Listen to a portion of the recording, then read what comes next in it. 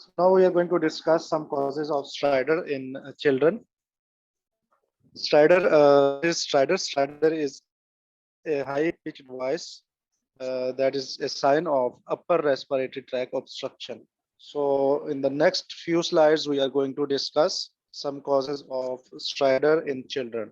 And the first of them and the most serious of them is acute epiglottitis. What is acute epiglottitis? Acute epiglottitis is basically an infection of the epiglottis, which is a part of the upper respiratory tract. And it is caused by Haemophilus influenza type B in unvaccinated children. And it is caused by Streptococcus pneumonia in vaccinated children. So two bacteria, it is basically a bacterial infection.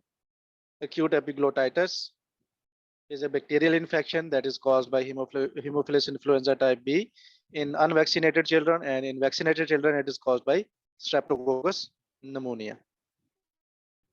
Now, what will be the presentation of acute epiglottitis? What will be the features of acute epiglottitis? The feature include high temperature. Generally, because it is a bacterial infection, so the temperature will be high. Generally unwell and toxic child. There will be a stridor, drooling of saliva, and a muffling or hot potato voice or changing of voice. And in lateral neck X-ray will show thumb sign. So the main of acute epiglottitis that you need to remember for Plab 1 exam, they include high temperature in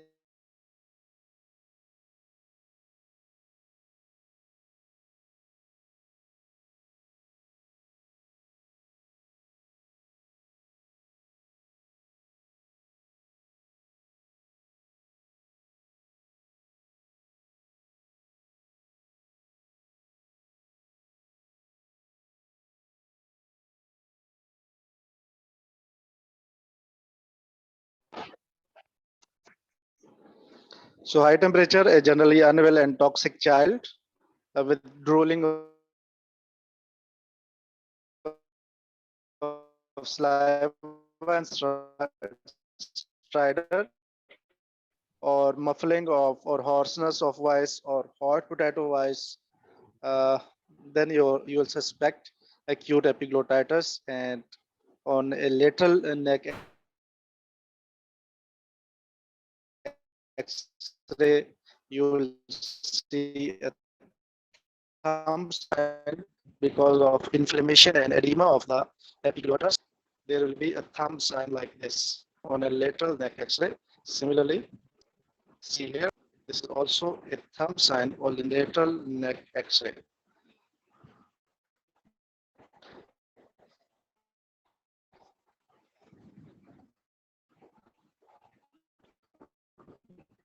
So a child with stridor, high grade fever, and thumb sign on a lateral neck X-ray, your diagnosis will be acute epiglottitis.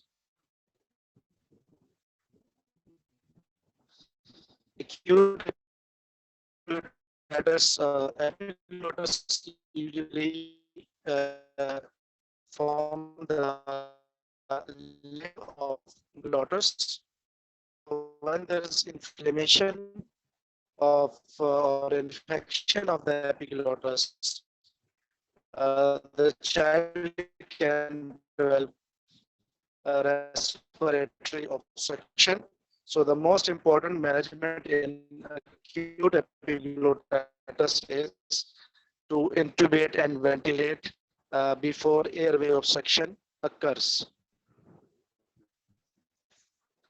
So initially, we'll call or summon the anesthetist for intubation and ventilation to secure his airways. Because if once the child develops respiratory obstruction to swelling of epiglottis, difficult patients manage abscess, intubation and obstruction occurs. Stridor, filling of saliva.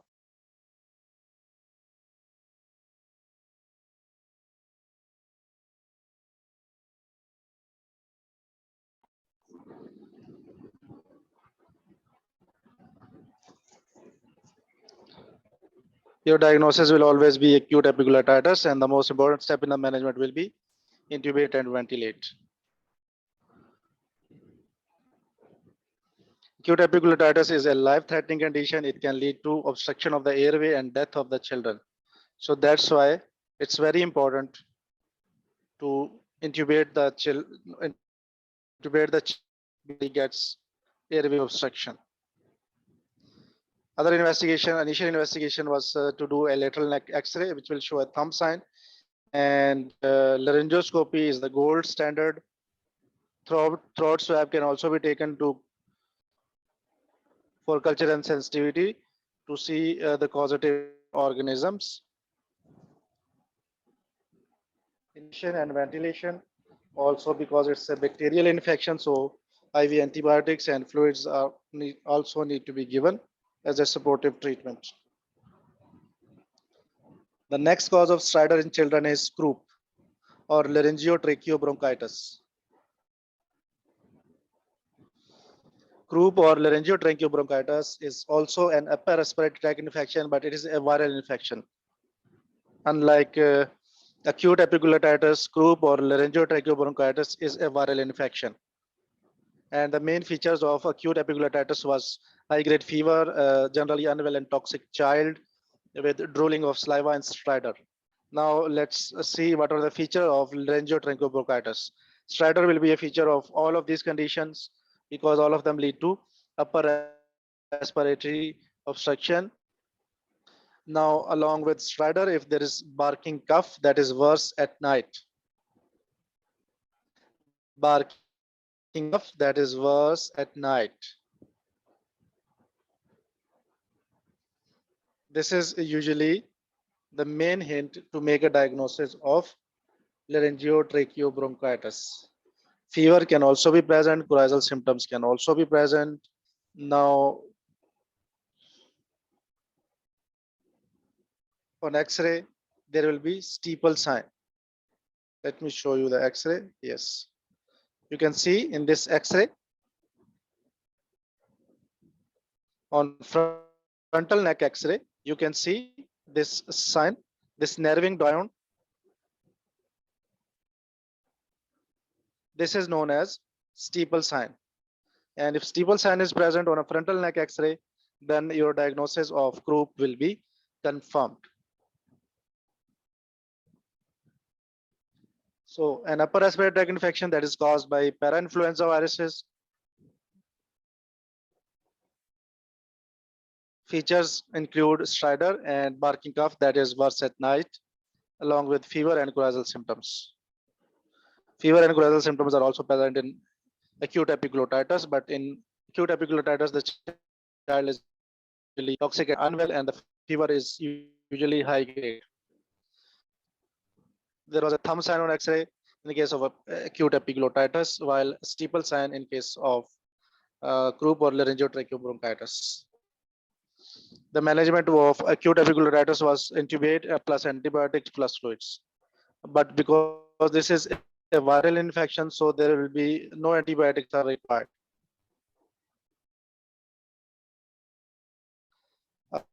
If moderate to severe symptoms, or if the severity is moderate or severe of the croup, then we need to admit the patient to the hospital.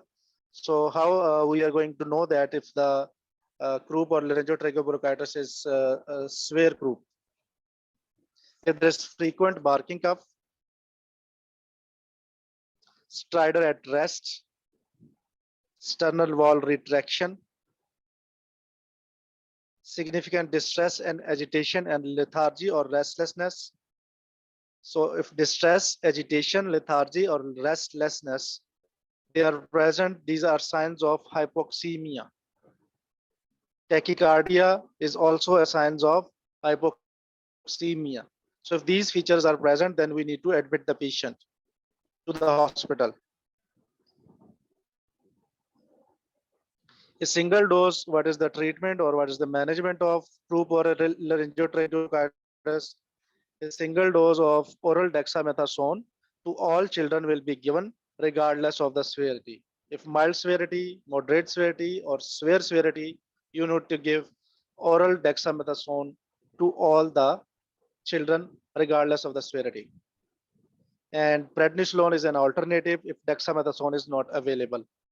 Now, if the case is a severe case of a croup, then along with high flow oxygen, for example, if significant distress, agitation, lethargy, restlessness is present, then you need to give high flow oxygen because these are the signs of hypoxemia, and also nebulized adrenaline will be used. We all know that adrenaline is an alpha 1 receptor agonist. So in case there's a severe croup, nebulized adrenaline will be used, which will cause vasoconstriction and decrease the congestions present in the airways. So a single dose of oral dexamethasone or prednisolone to all the children, to all the cases, and in severe cases, high flow oxygen along with nebulized adrenaline. The prognosis of most cases of barking cough or croup is natural resolution or complete recovery because it is a viral infection. So it usually resolves on its own.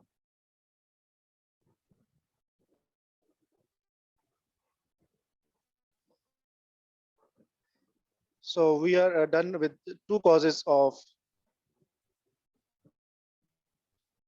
stridor in children. One was acute epiglottitis, and the second was croup or laryngotracheobronchitis. Now, the third cause of stridor in children is foreign body aspiration, and the fourth cause is laryngomalacia. Inhaled foreign body can also result in stridor. Laryngomalacia can also result in stridor.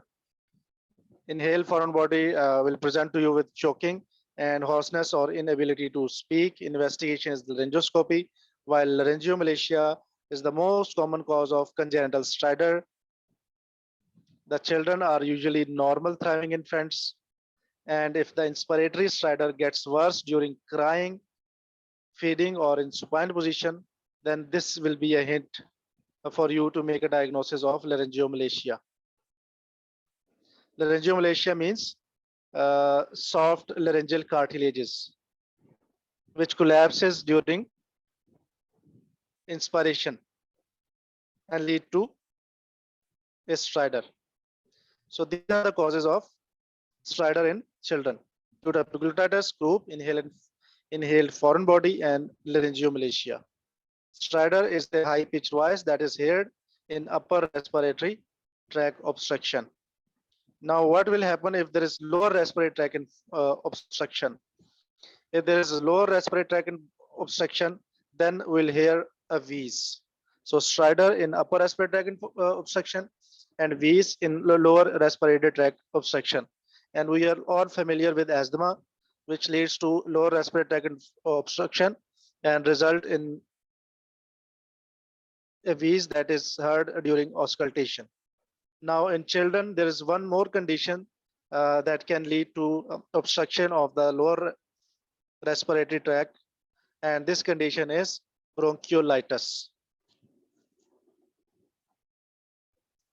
Bronchiolitis is basically an acute viral infection of the lower respiratory tract, commonly seen in children who are less than 2 years of age. Persistent cough, respiratory distress, wheeze. So this is different. Wheeze and bilateral crepitations. These are the features of bronchiolitis because it's an infection of the lower respiratory tract.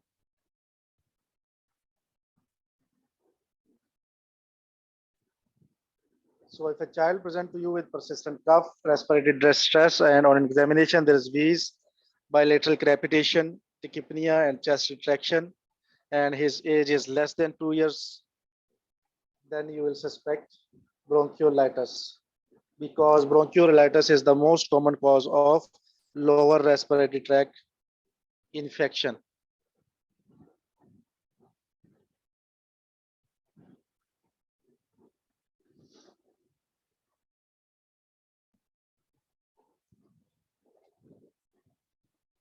How we are going to manage bronchiolitis? The treatment of bronchiolitis, because it's a viral infection, so only supportive treatment is required, such as humidified oxygen and IV fluids. Because due to bronchiolitis, oral intake of the children is usually decreased.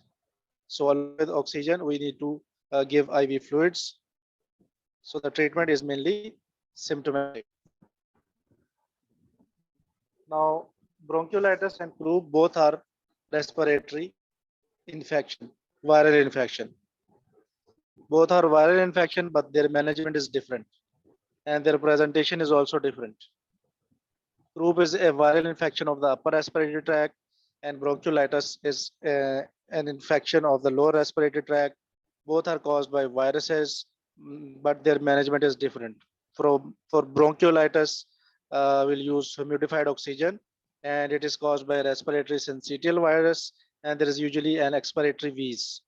While in case of croup, there is stridor, and it usually start after 6 months of age, and a single dose of steroids is usually given. It is caused by parainfluenza viruses, and in severe cases we use.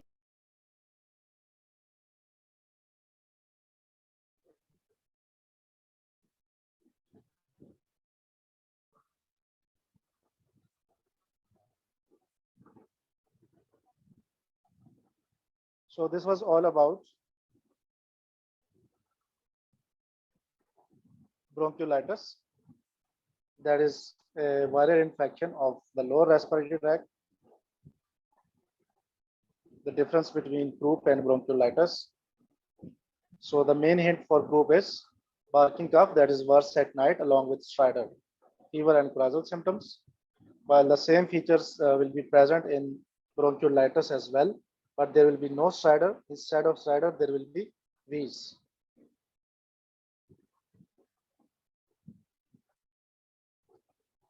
So a 6-week-old baby is brought by his mother to the pediatric ER for having high fever, persistent cough, not wetting his nappies for 24 hours, and not feeding well.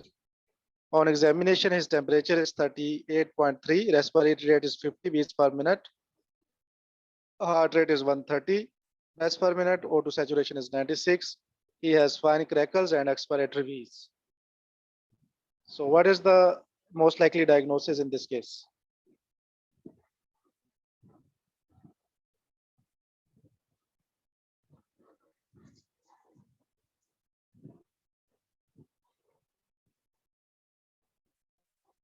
A 6-year-old baby with persistent cough, and Bronchiolitis.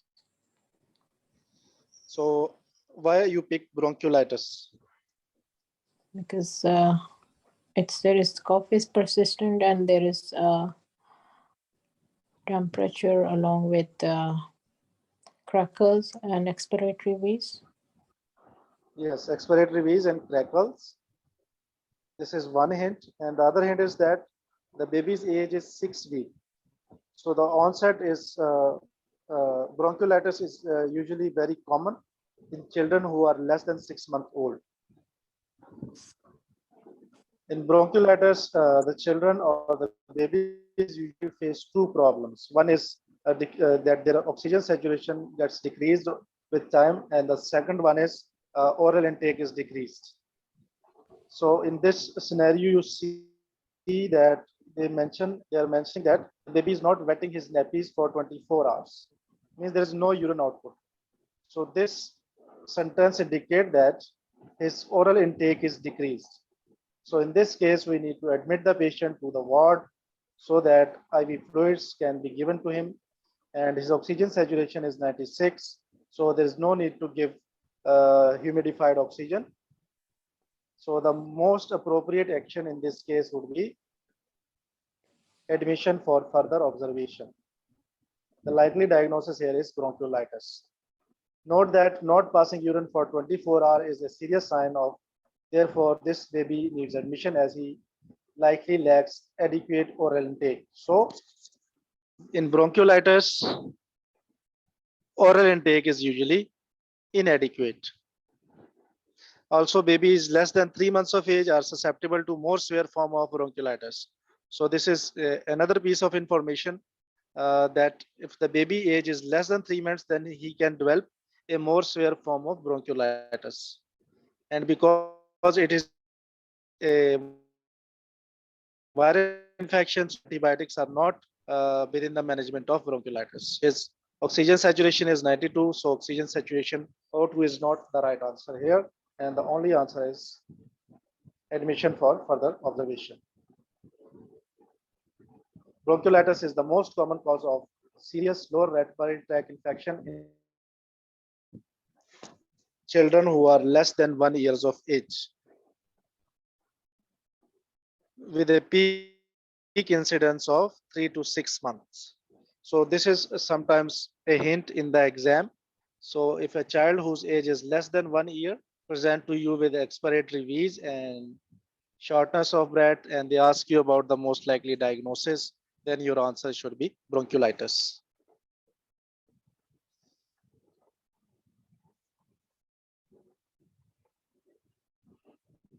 So the two common problems that a baby with bronchiolitis face is feeding difficulties that is associated with increasing dyspnea. That's why the management is largely supportive. That is, feeding difficulty is managed with IV fluids and dyspnea is managed with oxygen. So in short, the most common cause of lower respiratory tract infection in babies who are less than 1 year old is bronchiolitis.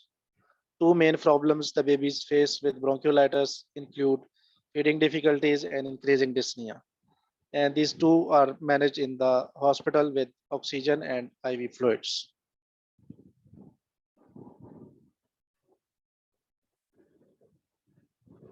So we'll suspect bronchiolitis in infants who are less than 1 year old, and even it can be present in young children as well who have no history of asthma.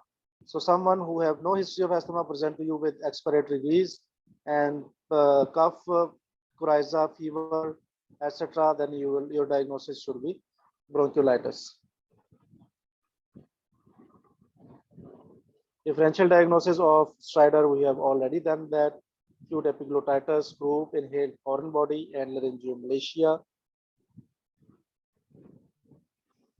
Laryngomalacia, usually the cartilages that are present in the larynx, they are soft, which collapse during inspiration and which can lead to airway obstruction, and the person will develop stridor due to airway obstruction. The diagnosis is confirmed by laryngoscopy.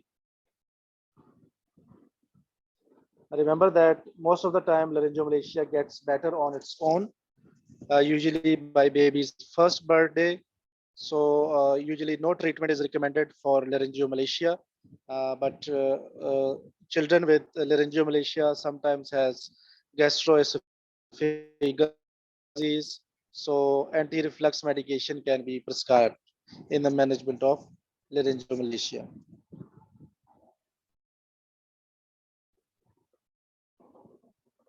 So this was all about bronchiolitis and causes of stridor in children. I hope it's clear to everyone.